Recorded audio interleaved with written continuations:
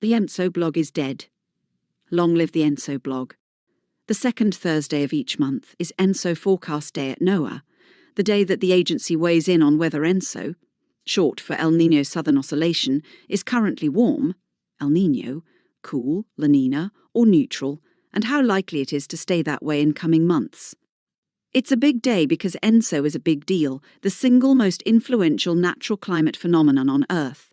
By disrupting normal ocean temperature and rainfall in the tropical Pacific for months on end, El Niño and La Nina interrupt the general flow of the atmosphere around the planet, setting the stage for drought in some places and deluge in others. Sea surface temperatures in the Pacific Ocean in July 2026 compared to the 1991 to 2020 average. Temperatures across the equator were warmer than average, orange-red, a sign that El Niño has emerged. CLIMATE.US image based on NOAA OIST data. As expected, NOAA released its latest update on El Niño earlier this morning. The current El Niño is getting stronger, and there's a 69% chance that when it peaks later this winter, it will do so as the strongest event in the historical record back to 1950. Strongest ranked by the predicted Ronnie value, at any rate, which I'm going to emphasize, because in some corners of the internet people are losing their minds over this, is not the same thing as strongest ranked by impacts. Ronnie, which is short for Relative Oceanic Nino Index, is a way of gauging how unusual the temperatures in the tropical Pacific are compared to the rest of the tropical ocean. A big, positive Ronnie value means it's very warm there compared to average and to the rest of the tropics.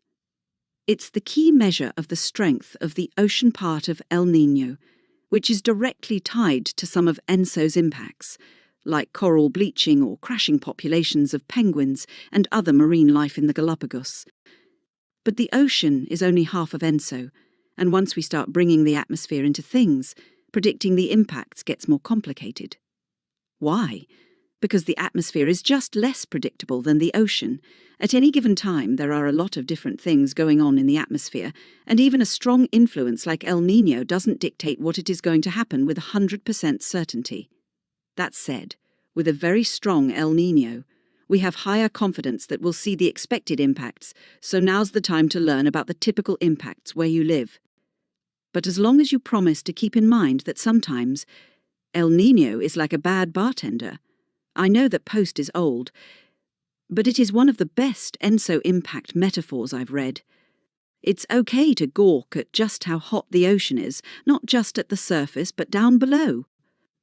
5-day average temperature compared to the long-term average 1991 to 2020 from April 3rd to July 22nd, 2026. CLIMATE.US animation based on NOAA data. The ENSO blog's new era. We decided to use ENSO Forecast Day to make an ENSO-related announcement of our own. Starting next week, we will be taking some baby steps toward rebooting the ENSO blog, which ran on CLIMATE.GOVE from May 2014-June 2025. The ENSO blog was among the most read parts of CLIMATE.GOVE, and its followers were among our most dedicated, reading posts in depth and sparking great dialogue with their questions. In a spirit of humility, I will admit that at least some of them were likely a captive audience, since more than one instructor wrote to tell us they had made the blog required reading for their students. We are no longer part of NOAA, so we won't have our full cast of characters from the old team. This makes me so sad I can't say anything more about it. Happily, though, we will have former blogger Emily Becker, Deputy Director at the University of Miami's Cooperative Institute for Marine and Atmospheric Studies, who has agreed to help us carry on the original blog's legacy. Emily, whose Poe-invoking subhead inspired one of my favourite ENSO-themed cartoons, will be our lead going forward. We are shooting to publish her first post sometime later this month, perhaps even next week. As I said, we're taking baby steps. With a smaller team, we'll have fewer and shorter posts.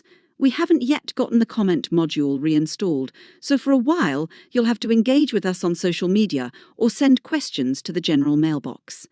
Emily's first post is going to dig into the difference between Ronnie and our original flavour ENSO tracker, the traditional Oceanic Nino Index. If you have ideas for what should come after that, let us know. The ENSO blog is dead. Sniff, long live the ENSO blog.